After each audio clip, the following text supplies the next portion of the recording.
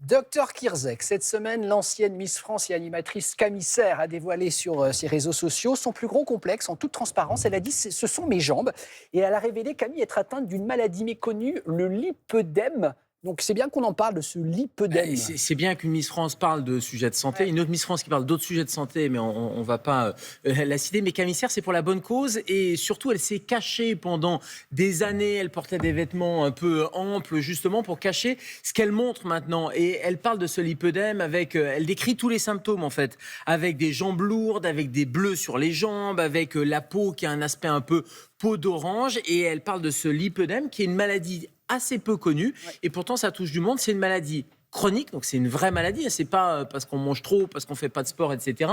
Elle avait une très bonne alimentation, elle le disait, elle faisait beaucoup d'activité physique. C'est une maladie chronique qui touche presque exclusivement les femmes, et c'est lié pour ça qu'on connaît pas, à l'accumulation. C'est l'occasion d'en parler en tout cas, et ça touche l'accumulation des tissus graisseux. Vous savez, vous avez la peau, et puis sous la peau, il y a de la graisse. Là, c'est une anomalie de cette graisse, justement, et elle décrit tous les symptômes, parce qu'elle décrit ses jambes un peu en aspect de poteau, c'est symétrique, ça s'arrête au-dessus des chevilles, et c'est vrai que sur le plan esthétique, on voit tout de suite ces jambes un peu grosses, et quand on regarde le tissu adipeux sain à gauche, vous voyez, les petites billes un peu, c'est de la graisse normale, et bien dans le lipœdème, ce tissu, il est gonflé, les cellules graisseuses sont inflammatoires, et c'est cette inflammation qui va donner les symptômes et cet aspect notamment de peau d'orange, jusqu'à des douleurs, quand elle le dit, elle dit j'avais une sensation de douleur quand j'appuyais dessus, il y avait cette sensation de lourdeur aussi. Bref, elle a tout essayé jusqu'à ce qu'on lui dise c'est un lipœdème. Et c'est vrai qu'on peut le confondre avec de la cellulite, mais c'est encore différent. On peut le confondre avec du surpoids, avec de l'obésité, avec de la cellulite, avec plein de choses, y compris nous, médecins, parce que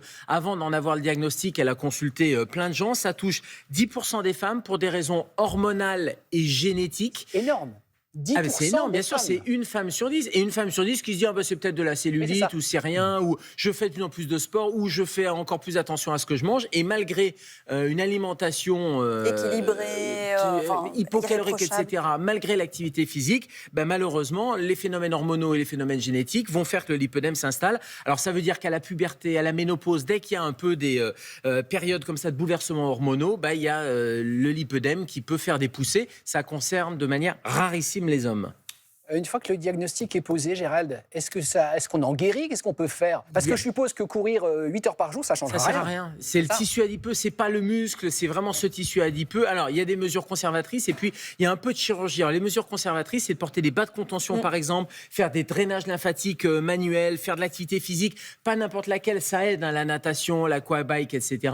Mais surtout, c'est la chirurgie. Et c'est la liposuction, non pas à visée esthétique, mais vraiment la liposuction à visée thérapeutique. C'est enlever la graisse, enlever ce surplus de graisse. Mais elle ne revient pas? Et c'est ce qu'elle dit, Camille. Alors, ça peut revenir, bien sûr, mais ça permet quand même de limiter et d'enlever ce tissu adipeux qui est juste sous la peau. Et c'est bien qu'elle en parle, surtout, parce que ça permet aux femmes qui en souffrent d'aller voir le spécialiste. Et le spécialiste, c'est l'angiologue, les phlébologues ou les angiologues qui vont pouvoir poser le diagnostic. Et après, ils vous orienteront vers les médecins esthétiques, chirurgiens esthétiques, etc. Mais pour des raisons thérapeutiques. Embouteillage en vue. Ça veut dire que la liposuction, elle est remboursée? Alors, quand il y a un diagnostic, la liposuction, quand elle est thérapeutique, elle peut être prise en charge, comme beaucoup d'actes de chirurgie esthétique, quand c'est justement de reconstruction ou c'est pas uniquement à visée esthétique. Merci Gérald. Merci. Embouteillage en vue, je disais, dans les cabinets de phlébologues et d'angiologues à venir. Merci beaucoup.